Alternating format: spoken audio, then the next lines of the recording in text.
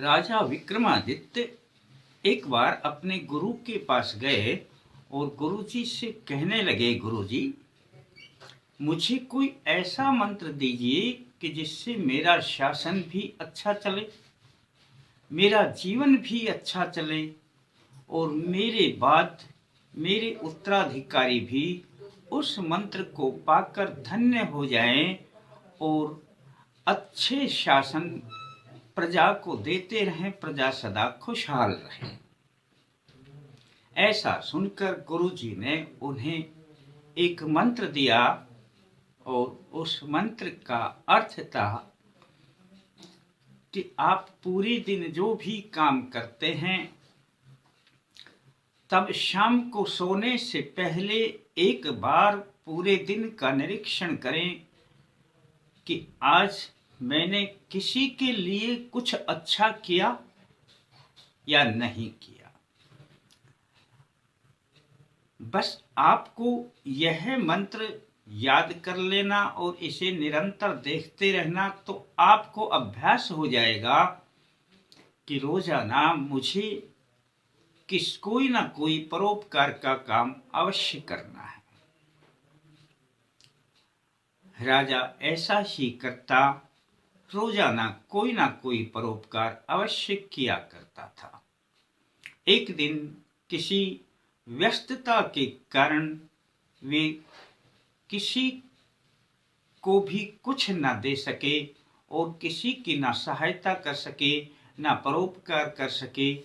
तब सोने से पहले उन्हें याद आया कि आज तो मैंने कुछ नहीं किया। गुरुजी भी नाराज होंगे और मेरा जीवन भी ना जाने आगे कैसे चलेगा, यही सोचकर उन्हें नींद नहीं आई। नींद नहीं आई तो वह बाहर घूमने के लिए, टहलने के लिए निकल पड़े। रात्रि का समय था। उन्होंने बाहर देखा, एक व्यक्ति ठंड में ठिठुर रहा था। राजा ने उसे अपना दोशाला दिया और कहा कि आप इसे रखिए और सर्दी से आप बच जाएंगे।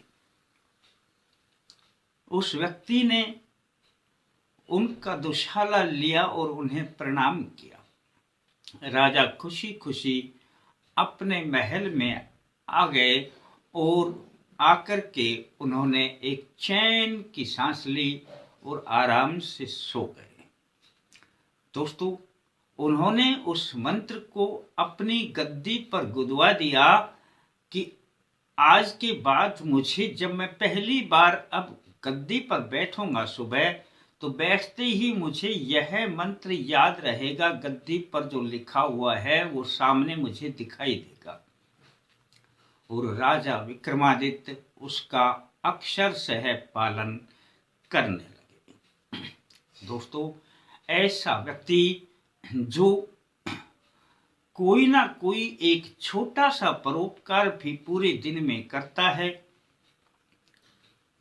उसको न कर्म का बंधन सताता है, न पाप उसके पास में पहुंचता है।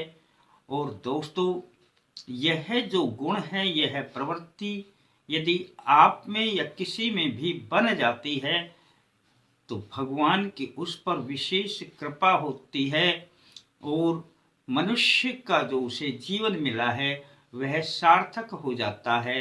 अन्यथा यूं तो जीवन पशु पक्षी भी जिया करते हैं। मैं सब बातें आपको क्यों बता रहा हूं दोस्तों? आज हम अपनी ही जीवन में, अपनी ही उलझनों में उलझे रहते हैं और अपनी उलझने ही पूरे जीवन भर सुलझा नहीं पाते। यदि हमारी उलझने ठीक है, हमारे पास हैं, हमारे संकट हैं, बाधाएं हैं, उनके रहते हुए भी हम छोटा सा एक काम दिन में कोई ऐसा कर लें कि जिससे दूसरा व्यक्ति प्रसन्न हो जाए, चाहे वह मन से करें, चाहे अपने वचन से करें, चाहे अपने तन से करें, चाहे धन से करें, यानी किसी भी प्रकार से, चाहे आप छोटे से छोटा एक कार्य नित्य का नियम बना लें कि अगर हम ऐसा कार्य करते हैं तो जीवन में आप के कार्य जो आप रुकावट हैं वो तो पूरे होंगे ही होंगे, और ईश्वर की विशेष कृपा आप पर आने लगेगी और सारे कार्यों के लिए ईश्वर आपकी मदद करेंगे। ये बात मैं यूं ही नहीं कह रहा हूं दोस्तों, आप कभी इसे आजमा करके देख लेना।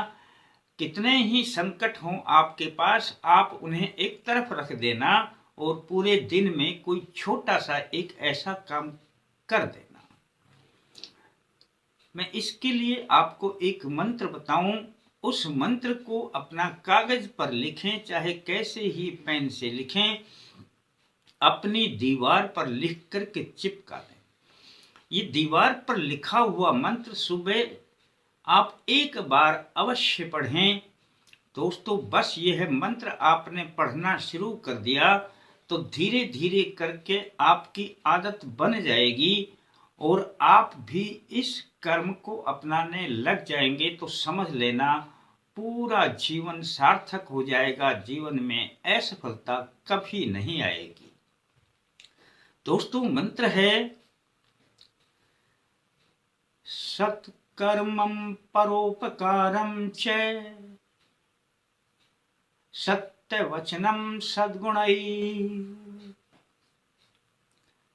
कर्म बंधनं च पापं न स्पृश्यति यह नरः। दोस्तों मंत्र आपकी स्क्रीन पर मिल जाएगा, मंत्र डिस्क्रिप्शन में भी मिल जाएगा, उतार लेना, साफ साफ लिख लेना और इस मंत्र का अर्थ भी याद कर लेना। सत्कर्म और परोपकार और सत्य वचन, ये गुण यदि किसी व्यक्ति में होते हैं तो कर्म बंधन, कैसा भी कर्म का बंधन और कैसा भी पाप उस मनुष्य को छू नहीं सकता है। दोस्तों यह जो मैं बात बता रहा हूं ये छोटी बात नहीं है, जीवन में पूरे जीवन का सार है। यदि आपने इसे अपना लिया और कुछ दिन अपना करके देखें तो सही कि आप अपने हर संकट को, हर बाधाओं को भूल जाएंगे और बाधाएं भी आपके पास नहीं आएंगी। आपकी बाधाएं अपने आप तिरोहित होने लग जाएंगी। दोस्तों करें और इसका लाभ उठाएं। एक काम जरूर करें, जो नए प्रेमी हमारे इस वीडियो को देखते हैं सब्सक्राइब करके घंटी का बटन दबा दें। आल लिखा आएगा तो आल को दबा दें और वीडियो को लाइक कर लें। इतना सा ही तो है दोस्तों। फिर मिलते हैं नए अंक में, तब तक के लिए जय माता दी।